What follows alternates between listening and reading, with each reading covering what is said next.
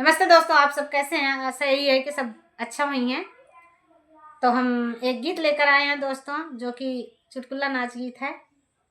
और भैया पहले मेड़ इतना बड़ा बड़ा रहत रहन, वो कि सब बोझ ढोवत रहन चल के। अब तो इतना काट के मेड़ कह दे हैं कि बोझ का खुदो चले में गिर जाता है इंसान। तो देखिए, गीत हम सुनाने जा रहे हैं, आप लोग गीत सुनिए कैसे है, और अच्छा लगे तो सपोर्ट कीजिएगा। गैले राहरी के खेत मेड़वा पड़ गैले सकेत, गैले राहरी के खेत मेड़वा पड़ गैले सके। बिछिया मारी देहलस बिचूली अंगूरिया में, बिछिया मारी देहलस बिचूली अंगूरिया में।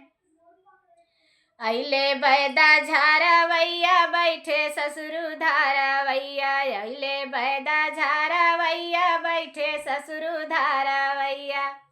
छछा काल कई के रोवै मोर सजनवाना, छछा काल कई के रोवै मोर सजनवाना। गैले राहरी के खेत मेड़वा पड़ गैले सकेत, गैले राहरी के खेत मेड़वा पड़ गैले सके। बिछिया मारी देहलस बिचूली अंगूरिया में, बिछिया मारी दिहलस बिचूली अंगूरिया में। अइले बैदा झारावैया जेठऊ बैठे जेठऊ धारावैया, अइले बैदा झारावैया जेठवा बैठे धारावैया। अच्छा अच्छा काल कई के रोवै मोर सजनवाना, अच्छा अच्छा काल कई के रोवै मोर सजनवाना। गैले राहरी के खेत मेड़वा पड़ गैले सकेत, गैले राहरी के खेत मेड़वा पड़ गैले सकेत। बिछिया मारी देहलस बिचूली अंगूरिया में, बिछिया मारी देहलस बिचूली अंगूरिया में।